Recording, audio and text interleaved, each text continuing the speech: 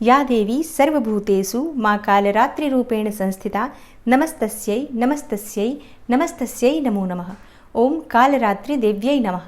जय माता दी दोस्तों, आपके अपने चैनल धर्म साधना में आपका बहुत बहुत स्वागत है। माँ भगवती दुर्गा की कृपा आप और आपके पूरे परिवार पर सदा सर्वदा बनी रहे।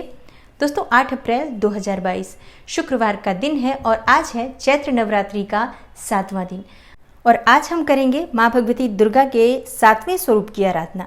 माँ भगवती दुर्गा के 7वें स्वरूप का नाम है माँ कालरात्रि।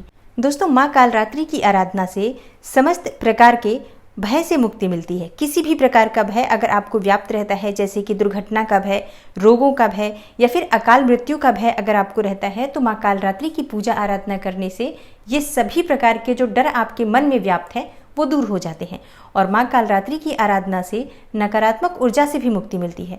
मतलब किसी भी प्रकार का तंत्र मंत्र अगर आपके ऊपर किया गया है या किसी टोने टोटके का प्रभाव है, किसी की नज़र आपको लगी हुई है, आपके घर परिवार पर किसी की बुरी नज़र लगी हुई है, व्यापार को किसी की नज़र लगी हुई है, तो नवरात्रि के 7वें दिन माँ कालरात्रि की आराधना करने से इन समस्त प्रकार की परेशानियों से आपको मुक्ति मिल जाती है। समस्त प्रकार के जो किए कराए तंत्र मंत्र का प्रभाव है या नज़र है, किसी की बद्दुआ है, इन सभी प्रकार के जो दोष हैं वो समाप्त हो जाते हैं। क्योंकि शास्त्रों के अनुसार माँ कालरात्रि अपने भक्तों की हर संकट से रक्षा करती हैं। अकाल मृत्यु हो या दुर्घटना का भय हो, ये समस्त प्रकार के भय समाप्त हो जाते हैं माँ कालरात्रि की आराधना से। और ज्योतिष शास्त्र में माँ कालरात्रि को शनि से जोड़कर देखा जाता है। तो जब हम माँ कालरात्रि की पूजा आराधना करते हैं तो शनि जनित पीड़ा से भी मुक्ति मिल जाती है। जैसे कि अगर आप शनि की 7.5 ढैया से परेशान हैं, शनि की दशा महादशा या अंतरदशा में आपके ऊपर बहुत अधिक परेशानियां बनी हुई हैं, शनि गोचर में आपको अशुभ फल दे रहे हों या फिर जन्म कुंडली में शनि की स्थिति अशुभ है, तो माँ कालरात्रि की पूजा अगर आप नवरात्रि के 7वें दिन विधि विधान से करते हैं और उनसे प्रार्थना करते हैं तो शीघ्र ही आपको शनि जनित पीड़ा से मुक्ति मिल जाती है। नवरात्रि का समय बहुत ही चमत्कारी होता है, इसमें हर दिन का बहुत विशेष महत्व होता है। इसलिए आज मात्र एक ही दिन अगर आप विधि विधान से माँ कालरात्रि की पूजा करते हैं तो आपको समस्त प्रकार के ग्रह दोषों से भी मुक्ति मिलती है और समस्त प्रकार के जो भय होते हैं उनसे भी मुक्ति मिल जाती है।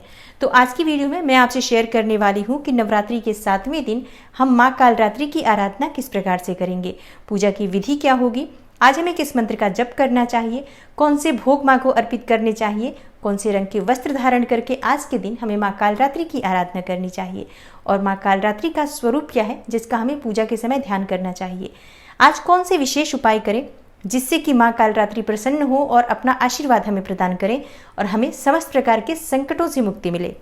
और माँ कालरात्रि की पूजा करते समय कौन सी वो गलतियां हैं जो हमें भूल से भी नहीं करनी चाहिए, तो ये संपूर्ण जानकारी आपको आज की वीडियो में मैं शेयर करने वाली हूँ। इसलिए वीडियो को पूरा ज़रूर देखिए और अगर आपको आज की वीडियो अच्छी लगे तो लाइक भी ज़रूर कीजिए, शेयर कीजिए फैमिली फ्रेंड्स के साथ। और चैनल पर पहली बार आए हैं, अगर अभी तक आपने चैनल को सब्सक्राइब नहीं किया है तो आज की वीडियो अगर आपको अच्छी लगे तो चैनल को सब्सक्राइब ज़रूर कर लीजिए और बेल बटन को भी प्रेस कर लीजिए। इससे ये होगा कि इस चैनल पर जो नई वीडियो अपलोड होंगी उनकी नोटिफिकेशन आपको सही समय पर प्राप्त होगी।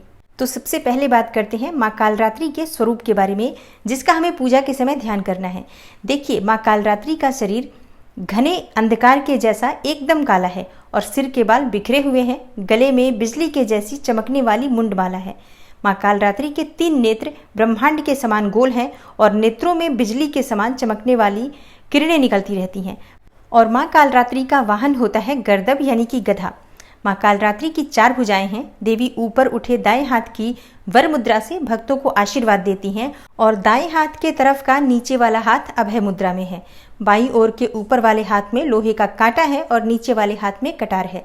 दोस्तों माँ कालरात्रि का ये स्वरूप देखने में बहुत भयंकर है, लेकिन माँ कालरात्रि अपने भक्तों को हमेशा शुभ फल ही प्रदान करती हैं, इसलिए इनका एक नाम शुभकर्णी भी है।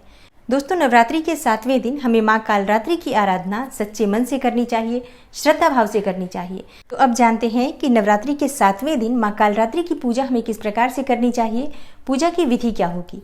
तो देखिए प्रतिदिन की तरह हमें प्रातःकाल जल्दी उठना है, स्नान इत्यादि करने के बाद साफ स्वच्छ वस्त्र धारण करने चाहिए।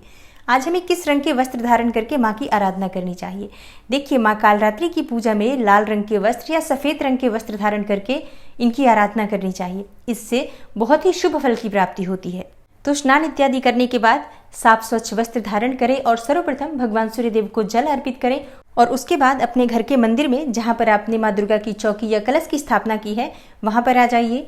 सभी विराजित देवी देवताओं को प्रणाम कीजिए, जैसे कि कलश देवता, वरुण देवता, माँ भगवती दुर्गा हैं या गणेश जी हैं। जिन भी देवी देवताओं की स्थापना आपने अपने मंदिर में या चौकी पर कर रखी है उन सबको प्रणाम कीजिए और वहीं पर आसन डालकर बैठ जाइए। थोड़ा सा जल अपने ऊपर और थोड़ा सा जल आसन के ऊपर डालकर शुद्धिकरण कर लीजिए। थोड़ा सा जल चौकी के आसपास और जो पूजन सामग्री है उन पर भी छिड़क दीजिए। इससे वहाँ शुद्धता हो जाती है, स्थान का पवित्रीकरण हो जाता है, शुद्धिकरण हो जाता है। उसके बाद आपकी पूजा प्रारंभ हो जाती है। सबसे पहले अपने सामने आपको शुद्ध घी का एक दीपक प्रज्वलित करना है।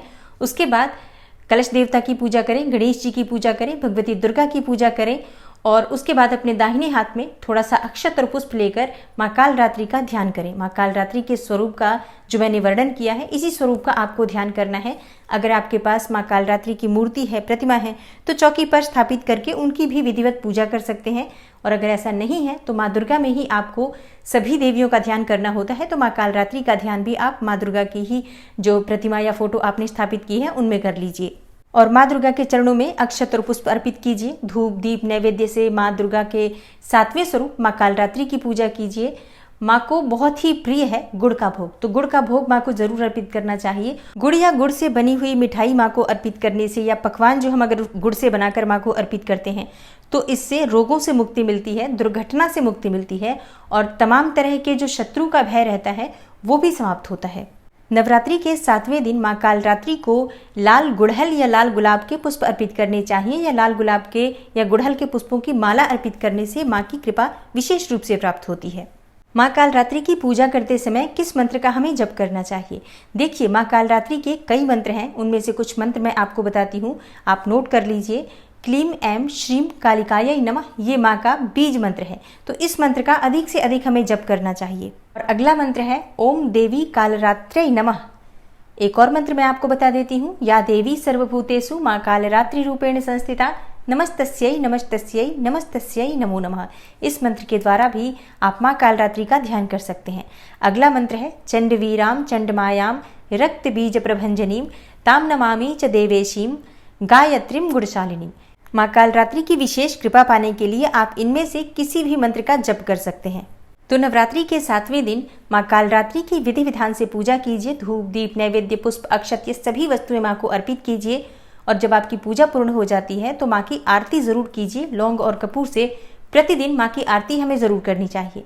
जो भी आपके मन की कामना है उसे पूर्ण करने के लिए माँ कालरात्रि से प्रार्थना कीजिए। और व्रत में पूजा पाठ में किसी भी प्रकार की जाने अनजाने भूल चूक हो जाती है, इसके लिए माँ कालरात्रि से क्षमा प्रार्थना कर लीजिए।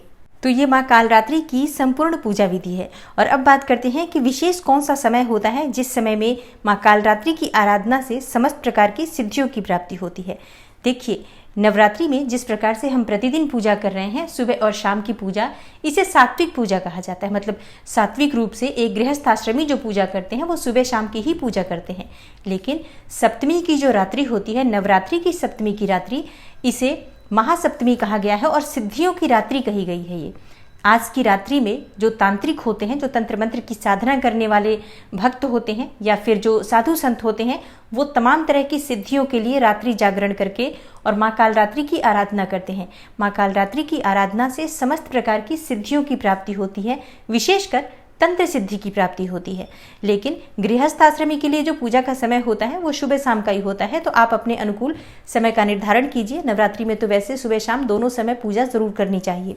और अब बात करते हैं कि नवरात्रि के 7वें दिन माँ कालरात्रि की कृपा पाने के लिए समस्त प्रकार के जो भय होते हैं, चाहे आकस्मिक दुर्घटना का भय हो, बहुत से लोगों को अकाल मृत्यु का भय हमेशा व्याप्त रहता है। कई लोग रोगों से बहुत ज्यादा परेशान रहते हैं, शत्रुओं से बहुत अधिक परेशान रहते हैं। तो ऐसे में क्या करना चाहिए? देखिए, आज के दिन माँ कालरात्रि को अगर आप गुड़ अर्पित करते हैं तो थोड़ी ज्यादा मात्रा में गुड़ अर्पित कीजिए और उसमें से आधा गुड़ तो आप अपने परिवारजन के जो भी सदस्य हैं उनको वितरित करके और प्रसाद स्वरूप ग्रहण कीजिए और आधा गुड़ आप किसी ब्राह्मण को दान कर दीजिए। किसी मंदिर में या किसी पुजारी को, किसी ब्राह्मण को ही दान करना है, ये बात भी ध्यान रखिए। तो अगर आप ये कार्य आज के दिन करते हैं तो निश्चित ही आपकी हर प्रकार से माँ कालरात्रि रक्षा करती हैं। और अगला उपाय है घर में सुख समृद्धि के लिए। माँ कालरात्रि की विशेष कृपा पाने से सभी प्रकार की सुख संपदा की प्राप्ति होती है। तो आज के दिन माँ कालरात्रि का जो प्रिय पुष्प है रात की रानी है।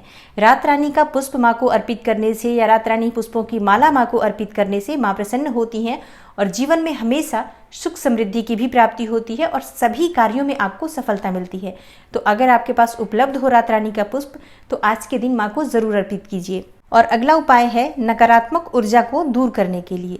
मतलब अगर आपके ऊपर किसी भी प्रकार के तंत्र मंत्र का प्रभाव है, किए कराए का प्रभाव है, आपको लगता है कि आपके घर में किसी ने कुछ कर दिया है या आपके घर पर किसी की बुरी नज़र लगी हुई है, व्यापार पर किसी की बुरी नज़र लगी हुई हो या किसी भी प्रकार की नकारात्मक ऊर्जा की वजह से आप बहुत अधिक परेशान रहते हैं, घर में कलह क्लेश रहता हो, आर्थिक समस्याओं से घिरे हो, बीमारियों से परेशान रहते हैं, अगर इस तरह की किसी भी प्रकार की परेशानी से आप जूझ रहे हैं तो आज का दिन आपके लिए बहुत महत्वपूर्ण है। आपको क्या करना है, आपको लेने हैं 7 नींबू। 7 नींबू ले लीजिए और सबको एक माला का स्वरूप दे दीजिए। एक धागे में किसी भी रंग का धागा आप ले सकते हैं, लाल या पीले रंग का धागा ले सकते हैं, काले रंग के धागे का प्रयोग ना करें, इस बात का ध्यान रखें। तो आपको क्या करना है, 7 नींबू लेकर माला का स्वरूप बनाकर किसी भी दुर्गा मंदिर में माँ कालरात्रि का ध्यान करते हुए अर्पित कर दीजिए। माला आप अपने घर से बनाकर ही लेकर जाएंगे, मतलब ऐसा नहीं कि आपने रास्ते में नींबू खरीदा और वहीं से बनाकर माँ को अर्पित करेंगे, ऐसा मत कीजिए। अपने घर से आप माला बनाइए और फिर वो माला ले जाकर माँ दुर्गा के मंदिर में माँ कालरात्रि का स्मरण करते हुए मन में और अर्पित कीजिए और माँ कालरात्रि से अपनी परेशानियों को दूर करने के लिए प्रार्थना कीजिए। तो बहुत ही शीघ्र चमत्कारी रूप से आज के दिन किया गया उपाय कार्य करता है। निश्चित ही आपकी समस्याओं से आपको माँ कालरात्रि की कृपा से मुक्ति मिलेगी। दोस्तों, माँ कालरात्रि की जब हम पूजा करते हैं तो कुछ बातों का विशेष रूप से ध्यान रखना चाहिए। पहला तो ये कि आज आपको बिल्कुल भूल से भी काले रंग के वस्त्र धारण नहीं करने चाहिए। आप सात्विक पूजा कर रहे हैं, गृहस्थ आश्रमी हैं, तो किसी भी प्रकार से काले रंग का प्रयोग आप अपने पहनावे में मतलब वस्त्रों में ना करें। और दूसरों को नुकसान पहुंचाने के लिए मतलब किसी और को कष्ट देने के लिए आप आज माँ कालरात्रि की पूजा नहीं करें, इस बात का भी ध्यान रखें। आज के दिन आपको माँ कालरात्रि से अपनी सुरक्षा के लिए प्रार्थना करनी चाहिए, लेकिन किसी को नुकसान पहुंचाने के लिए भूल से भी आज कोई भी तांत्रिक या किसी भी प्रकार का उपाय ना करें, क्योंकि इसका हमेशा उल्टा प्रभाव पड़ता है। तो आशा करती हूँ आज की वीडियो से आपको लाभ अवश्य होगा। माँ कालरात्रि की पूजा से जुड़ी हुई ये संपूर्ण जानकारी आपके लिए अवश्य उपयोगी होगी। अगर आपको आज की वीडियो अच्छी लगी हो, थोड़ी सी भी आपके लिए हेल्पफुल हो, तो वीडियो को लाइक कीजिए और ज़्यादा से ज़्यादा इस वीडियो को अपने फैमिली फ्रेंड्स के साथ शेयर कीजिए। चैनल पर पहली बार आए हैं, अगर अभी तक आपने चैनल को सब्सक्राइब नहीं किया है तो आज की वीडियो अगर आपको अच्छी लगे तो चैनल को सब्सक्राइब कर लीजिए और बेल बटन को भी प्रेस कर लीजिए। इससे ये होगा कि इस चैनल पर जो नई वीडियो अपलोड होंगी उनकी नोटिफिकेशन आपको सही समय पर प्राप्त होगी। मैं मिलती हूँ आपसे अगली वीडियो में, तब तक के लिए नमस्कार।